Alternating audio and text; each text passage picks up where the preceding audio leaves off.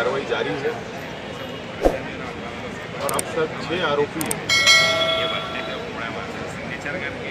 इसमें FIR हो चुकी है, अरेस्ट हो चुके हैं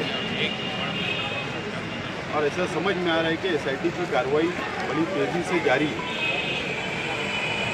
और जिस हिसाब से नोटिस पश्चिम शहर में हो रही है,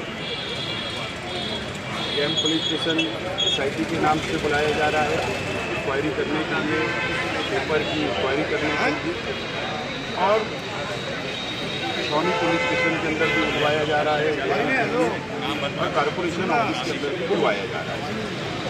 और जिस तेज़ी से कार्रवाई जारी है, अंदाज ये होता है कि आइंदा दिनों के अंदर ये तेज़ी से और इंक्वायरी तेज से चलेगी। बहरहाल कल कुछ तंजीमों ने, हिंदुत्ववादी तंजीमों ने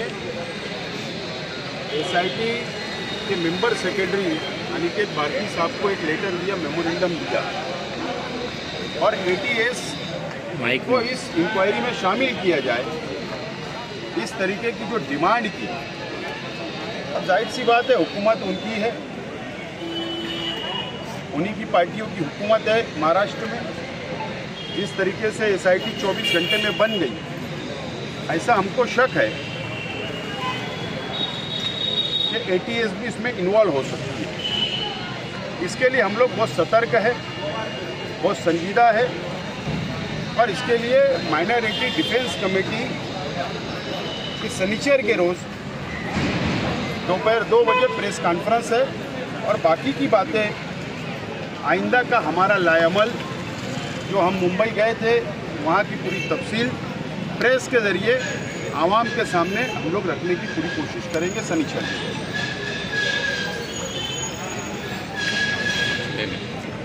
हाँ ठीक।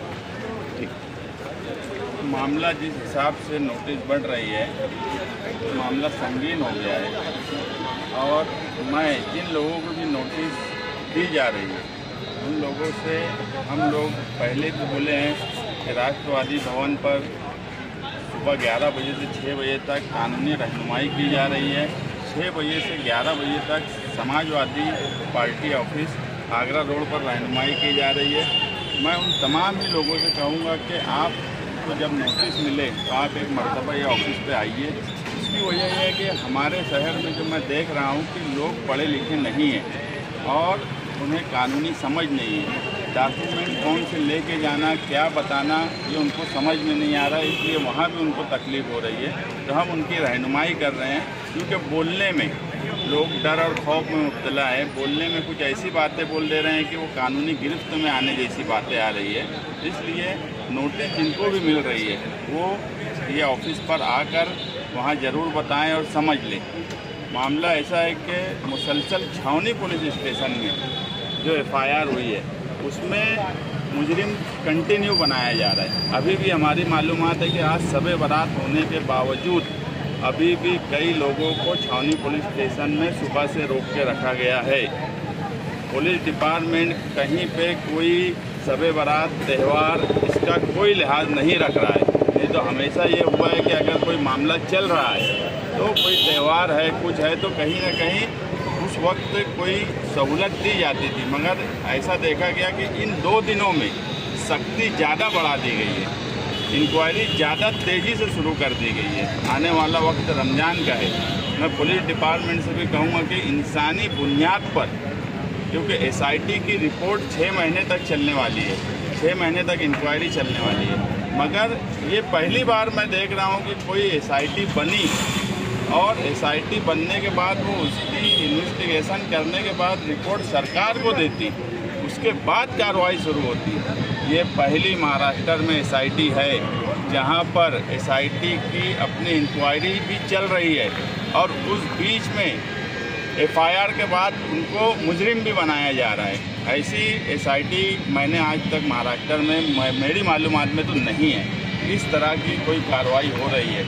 मगर बड़े अफसोस के साथ कहना पड़ रहा है कि मालेगांव जैसे शहर को बिला वजह टारगेट करके आज गरीब लोग को इतना ज़्यादा परेशान किया जा रहा है कि हम बम्बई में क्या करने वाले हैं। अभी आसिफ भाई बताए कल की प्रेस कॉन्फ्रेंस में, शनिचर की प्रेस कॉन्फ्रेंस में, क्योंकि अब ये लड़ाई जो है, मैं कल भी बोला, ये 12 नवंबर से ज़्यादा बड़ी लड़ाई है। जिस तरह 12 नवंबर में सेशन यहाँ से लड़ाई शुरू होकर हाईकोर्ट तक गई थी, ये भी कहीं ना कहीं वहाँ तक जाने वाली है। और इसमें सबसे बड़ा मसला यह है कि हमारे शहर की माएँ बहनें इसके अंदर कहीं ना कहीं फंसती जा रही है। इसलिए अब शहर के सरकर्दा अफराद को माइनॉरिटी डिफेंस कमेटी के साथ सर जोड़कर बैठने का वक्त है। डायमंड कारपेट, हमारे वहाँ गराज, रेलवे वाला कारपेट, विलस्पन कंपनी का पायदान, हेटलोन, रेगजिन, होलसेल रेट में तमाम अशिया हमारे वहाँ दिए जाती है। हमारा पता याद रखे, सकावत होटल के पीछे, आबिद सोडा के बाजू में, हजार खोली, मालेगांव।